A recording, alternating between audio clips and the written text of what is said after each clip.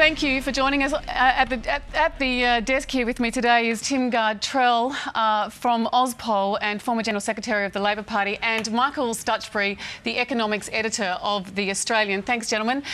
Can I go to you, Michael, first to talk about the industrial relations legislation that's causing all the angst in Canberra at the moment? You've already raised concerns about winding back work choices and the nature of Fair Work Australia. Can you tell me what effect you think that will have on the economy? I think if you're in the middle of a global financial crisis, you've got an economic recession that's really gripping the country right at the moment. And you've declared war on unemployment, and you know that unemployment is probably going to go up. You've forecast yourself to 7%. There's a danger it could go up to 8 or 9%. Probably the last thing you do in policy terms would be to make it less attractive for business to hire or to hold on to workers. So I think it's a very risky move. It's a political move. It's about politics. It's not about economic policy.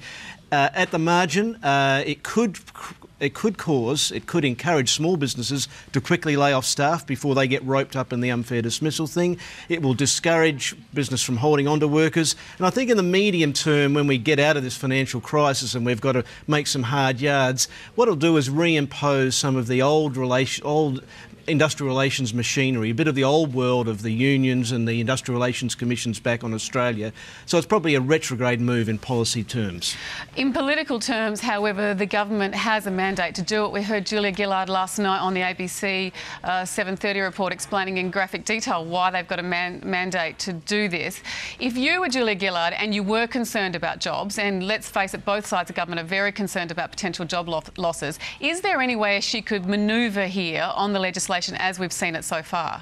Well, she'll tinker at the margins, presumably on things such as this union right of entry. They'll take a little bit of the edge off that, maybe a little bit on the small business unfair dismissal perhaps, but I think you've basically seen what they're going to bring in, and that is what you're going to get. This is something that was a real issue of the last election. It was before the crisis. It helps out the Labor Party's key constituency, the trade unions, their historical partner. It's one for the unions.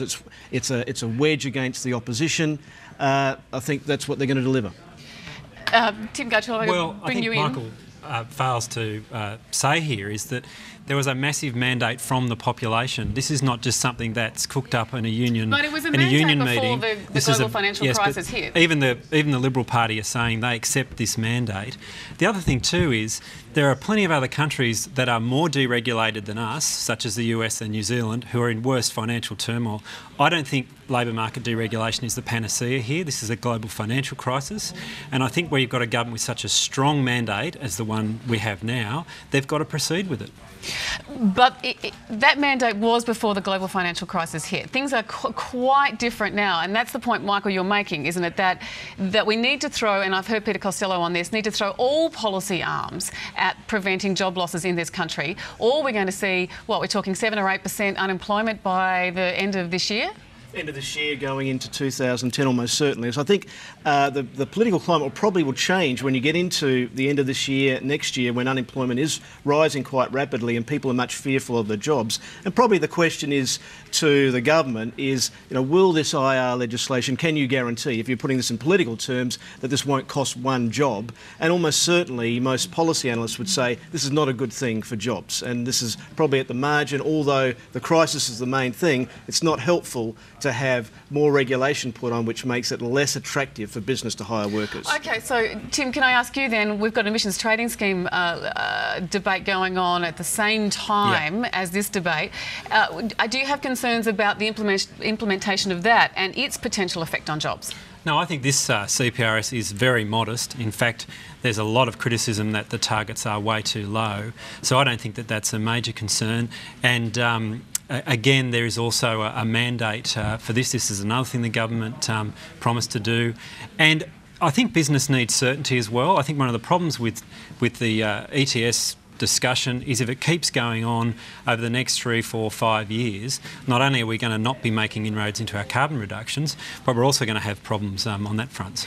Look, I understand the moral arguments, but I've got to ask you, Michael, do you think there's any possibility that the government will have to push back the start of the ETS scheme? I'd put money on it. You know, I think that as the economy deteriorates and unemployment rises, what you're doing is you're putting a tax, an impost really, on both your manufacturing sector, which has fell by almost 5% in the December quarter, very sharp contraction, and your mining sector, which is coming off a boom and will contract very sharply over the next year. As well, I think it's not really clear when you look at it. Now, I follow this thing reasonably closely. I'm not convinced that the scheme is really the best scheme for Australia. And there's a real argument to be had here. We're not really sure what the rest of the world's going to do. We're not sure what the Obama administration's going to do.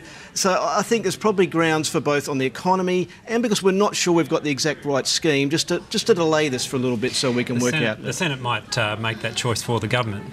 Well, it's looking increasingly like that. Four Corners last night looked at it really closely, and you know, Penny Wong has really nailed herself to this scheme. And again, I understand when she started out, it was a long time before we knew the full extent of the global financial crisis.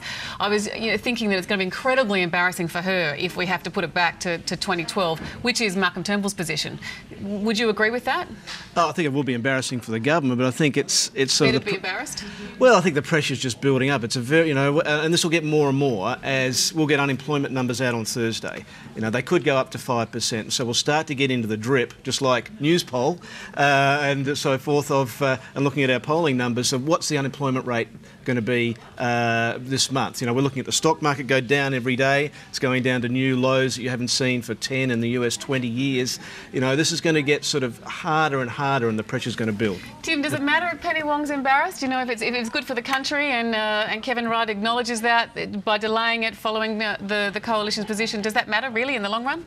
Look, Penny's a pretty tough operator, so I don't think that's things like that will worry her that much. No, I don't think. And the likelihood of it being delayed ultimately? Look, I think, as I said before, I think the Senate's the main thing here. If there's going to be a delay, there will be a delay factored in by the way the Senate votes.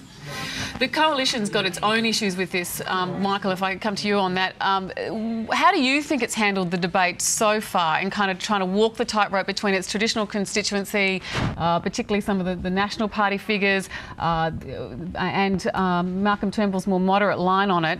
Do you think there's mixed messages on the way the coalition is dealing with it as well? I think it's very hard for the coalition. Malcolm Turnbull has gone out in front, and he's has a green tinge about him. As you say, some of his coalition members aren't. So he tries to sort of square that circle by bringing in things like biosequestration and charcoal and bio what was it called? Biochar. Biochar. That's right. Do we know what that is yet? Yeah, that's taking sort of. I knew you would know. That's sort of taking, as I understand it, hay and stuff that's left around, heating it up, and it turns into biochar. You put it back into the soil, and apparently it stores a lot of carbon dioxide and makes the soil more productive. So that's, and the government's current plan doesn't have agriculture in it. It was very hard. This is cows belching and so forth. Yes. It's very hard to bring it in.